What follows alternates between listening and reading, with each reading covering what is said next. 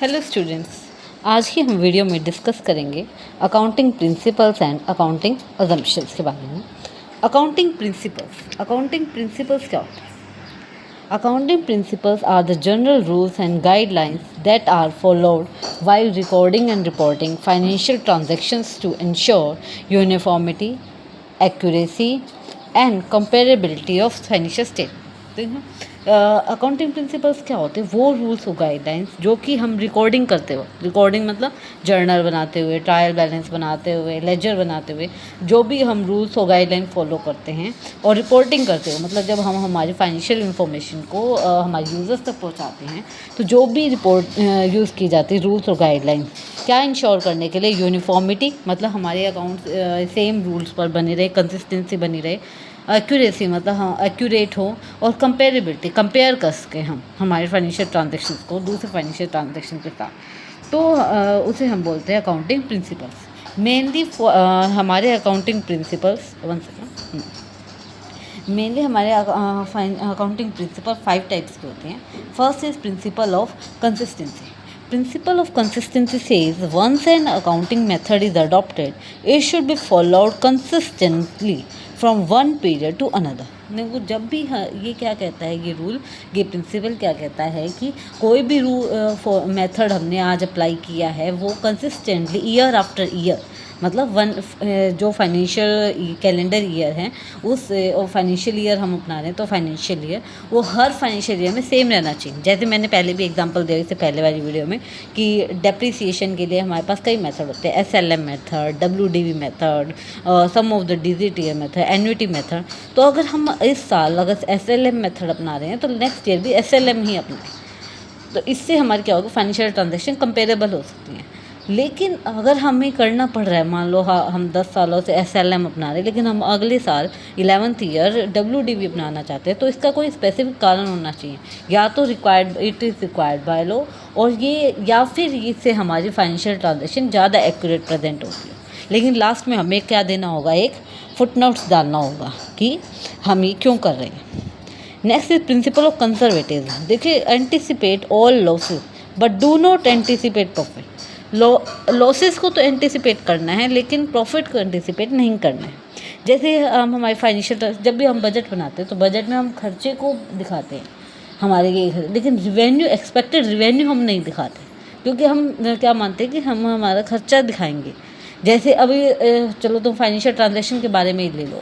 Financial transaction में हमारे जो डेटर्स होते हैं हम उन पर क्या बनाते हैं, डाउटफुल डेटर्स, कि इतना पैसा हमारे पास नहीं आएगा, ठीक है, या हमें लग रहा है कि इतना परसेंट हिस्सा हमारा डेटर्स है वो नहीं देंगे पैसा।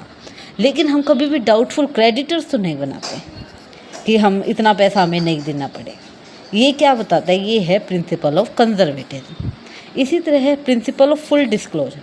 All material and relevant information, कोई भी मटेरियल इंफॉर्मेशन जो हमारे इन्वेस्टर्स के लिए ज़रूरी हैं उन्हें पता हो। मटेरियल इंफॉर्मेशन क्या होती है, वो इंफॉर्मेशन या वो रेलिवेंट मटेरियल जो कि उस पर्टिकुलर यूज़र्स के डिसीजन को इम्पेक्ट कर सकता है।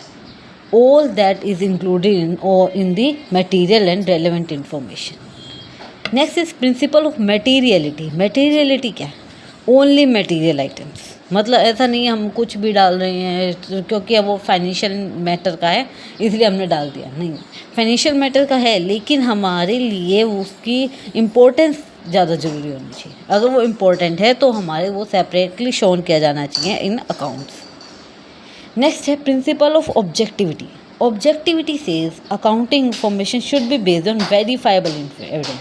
कोई भी अकाउंटिंग इन्फॉर्मेशन है वो सिर्फ ऐसे ही नहीं बनना चाहिए, उसके ऊपर कोई एविडेंस होना चाहिए। जैसे तुम ऑडिट में देखते हो तो ऑडिटिंग में एविडेंस होते हैं, ठीक है। अगर हम सेल्स कर रहे हैं तो कोई भी नोट्स वगैरह, ये debit note, credit notes, cell purchase करते हैं, इस तरह के सभी नोट्स उन पर बेस्ड होना चाहिए। तो principle, accounting principle says principle of consistency, principle of prudence, principle of disclosure, principle of materiality and principle of objectivity. Next, we are moving to the accounting assumptions. Accounting assumptions are the basic conditions on which accounting is based. They are assumed to be followed unless otherwise stated. मतलब ये कोई rules नहीं है, लेकिन हम मानते हैं कि अगर हमने हमारे अकाउंट्स बनाए हैं तो इनको फॉलो किया ही किया होगा, अनलेस अदरवाइज, मतलब अगर नहीं किया है तो वो हमारा स्टेटेड होना चाहिए, ठीक है। तो अकाउंटिंग अजम्पशंस हमारे 3 तरह के होते हैं: going concern, consistency and accrual. Going concern तुम्हें पता है, हम मानते हैं हमारा बिजनेस फ्यूचर में चलेगा। कंसिस्टेंसी जैसे प्रिंसिपल ऑफ कंसिस्टेंसी कॉन्सेप्ट था वैसे ही, कि मतलब एक जो हमने रूल आज अपनाया है वही आगे हम अपनाएंगे। Third is accrual. Accrual means कि हमने ये मानते हैं कि पैसा अर्न कब किया, ये नहीं देखेंगे पैसा आया कब, हमने पैसा कब कमाया, वो उस पीरियड में हमारी अकाउंटिंग जो इन्फॉर्मेशन है वो उसमें डाली जानी चाहिए।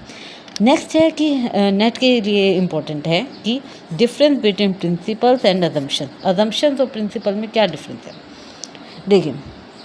अकाउंटिंग प्रिंसिपल्स क्या है, रूल्स एंड गाइडलाइंस, कि ये रूल्स और गाइडलाइंस हैं।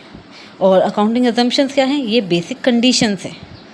नेचर अप्लाइड इन प्रैक्टिस, देखिए ये जो क्या है कि जब हम प्रैक्टिस जब बनाते हैं तब प्रैक्टिस में लाई जाती है, लेकिन ये क्या है ऑटोमेटिकली अज्यूम्ड की जाती है। डिस्क्लोजर ऑलवेज अप्लाइड, मतलब जब भी हम कुछ भी WD मेथड कर रहे हैं, कुछ भी कर रहे हैं तो ऑलवेज अप्लाइड, लेकिन ये अगर हमने अकाउंटिंग अजम्पशंस कोई भी अकाउंटिंग अजम्पशन फॉलो नहीं की तो उसको डिस्क्लोज करना है कि हमने ये फॉलो नहीं की। तो डिस्क्लोज, ये तो हम एज्यूम करते हैं कि फॉलो हो रही है, नहीं हो रही है तो हम डिस्क्लोज करेंगे। So this is the accounting principles and accounting assumption. अब नेक्स्ट वीडियो में हम डिस्कस करेंगे एडमिशन ऑफ पार्टनर्स।